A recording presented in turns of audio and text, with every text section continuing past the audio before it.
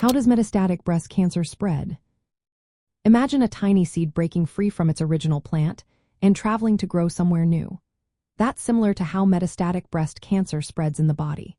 It begins with the cancer cells invading nearby tissues in the breast. These cells break down the surrounding structures by releasing enzymes that dissolve the barriers, allowing them to move beyond the original tumor. Once they have invaded nearby tissues, the cancer cells find their way into the lymphatic vessels or blood vessels. Breast cancer often first enters the lymphatic system, which is part of the body's immune defense, draining into nearby lymph nodes. Some cells can also directly invade blood vessels, giving them access to the entire body through the bloodstream. Once inside the circulation, these cancer cells are called circulating tumor cells.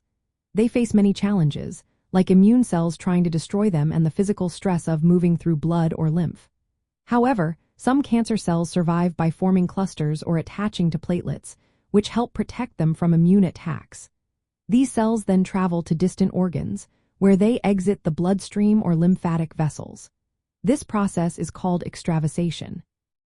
To do this, they must stick to the walls of blood vessels and then penetrate through the vessel lining into the tissue of the new organ. Different organs have specific features that influence where breast cancer cells settle.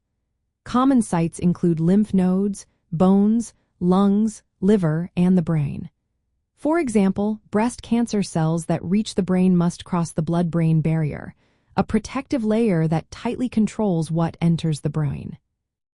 To do this, the cancer cells disrupt the tight junctions that hold the barrier together, using molecules like vascular endothelial growth factor and CXCR4 to increase permeability.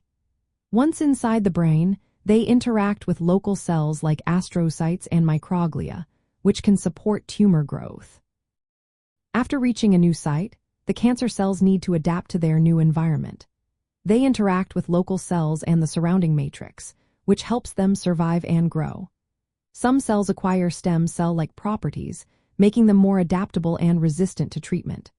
Proteins like ZEB1 and Lin20, AB help promote these traits by encouraging the cells to change their shape and behavior, a process called epithelial mesenchymal transition. Cytokines like interleukin-6 also support their survival and resistance. Understanding how metastatic breast cancer spreads highlights why it is so difficult to treat. It involves complex steps that requiring targeted therapies to interrupt. Early detection and systemic treatments that address both the primary tumor and the spread are crucial. Because each person's cancer can behave differently, personalized medical advice from healthcare professionals is essential. Always consult your doctor for guidance tailored to your specific situation.